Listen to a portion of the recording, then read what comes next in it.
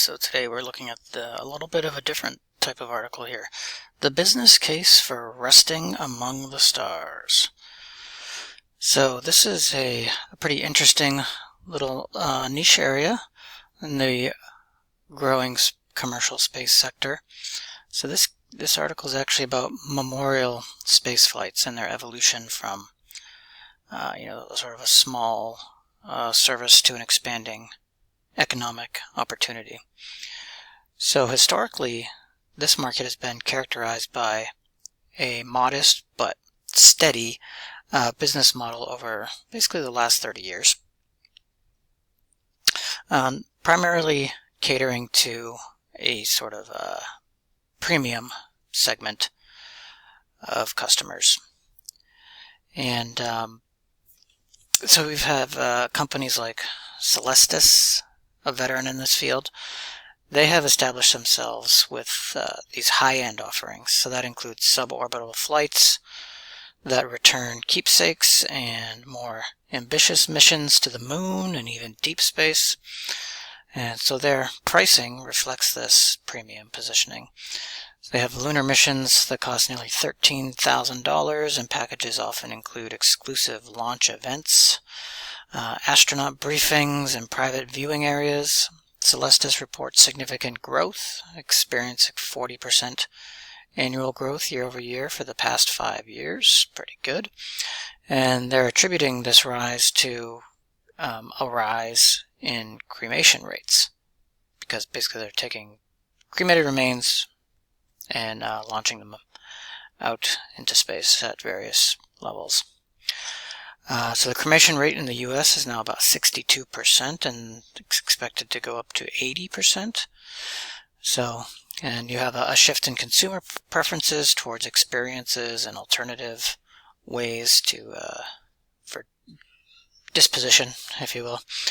So their operational model involves designing their own flight containers, and each accommodating around 300 individually inscribed capsules. But the economic landscape of memorial space flights is on the cusp of significant disruption because of things that we've talked about in other videos, advancements in space technology and the evolving market demand. And this article features a bit about a new entrant called Space Beyond, founded by a former Blue Origin engineer. And it's emerging with a low-cost strategy. So they're aiming at a democratization of access to these types of services. Now, this is a startup based in Florida, and their intent is to deploy brick-sized CubeSat capable of carrying at least 1,000 capsules to low Earth orbit. Then each capsule contains a symbolic portion of the human remains, or pet remains is also a service. And that would be priced at a minimum of $249. So that's a substantial cost reduction compared to the premium services that already exist. And these capsules are designed to stay in orbit for up to 25 years before they re-enter Earth's atmosphere. And I think we all know what happens at that point. So Space Beyond's ability to offer such competitive pricing is underpinned by several key economic factors: the standardization of small satellite hardware, the decreasing cost of launch services, and the proliferation of frequent ride-sharing opportunities, all of which have significantly lowered the barriers to entry for specialized types of payloads. And so these are all things that we've been looking at in the last slew of videos. So despite getting these efficiencies, launch still remains the largest single expense. And shipping costs are also part of this equation. So they can be significant because it's required to use United States Postal Service Priority Mail Express. If you are mailing cremated remains within the U.S., they're the only way to ship those.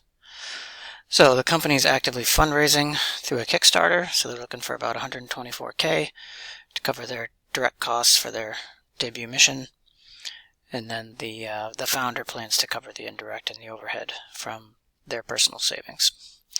So it's critical for any service in the space economy to address the inherent risks. Both Celestis and Space Beyond incorporate insurance into their pricing.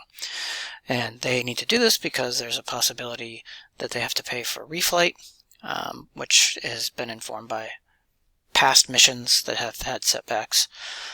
For instance, Elysium Space, another player in this market, experienced a failed first mission in 2015, and a subsequent mission to the moon in 2024 did not reach the target because of a propellant leak.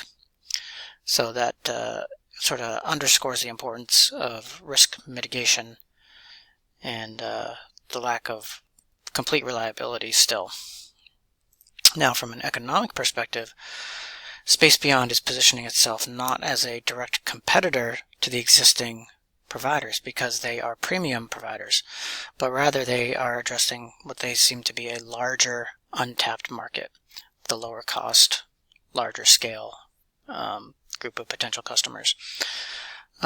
Its founder suggested that the real competition isn't other space memorial companies, but rather the 80 million human and pet remains that are currently just in storage within U.S. households. So what he terms, the quote was, the shelf in the back corner of the closet. So this implies a strategy to expand the total addressable market by offering an accessible alternative to traditional ways of, the different options for dealing with cremated remains here on Earth, rather than simply trying to duke it out for the existing high net worth clientele.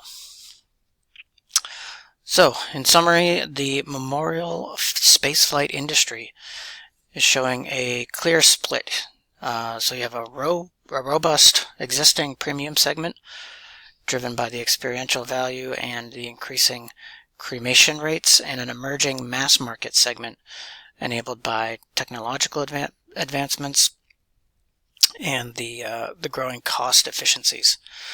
So this dynamic that we see developing here promises to transform this area of memorial spaceflights from a niche sort of luxury into perhaps a more broadly accessible service that could be on a menu of options when you ever have to make a decision about any remains that come your way in life. So this is also yet another diversification in the commercial applications that we can see developing in space.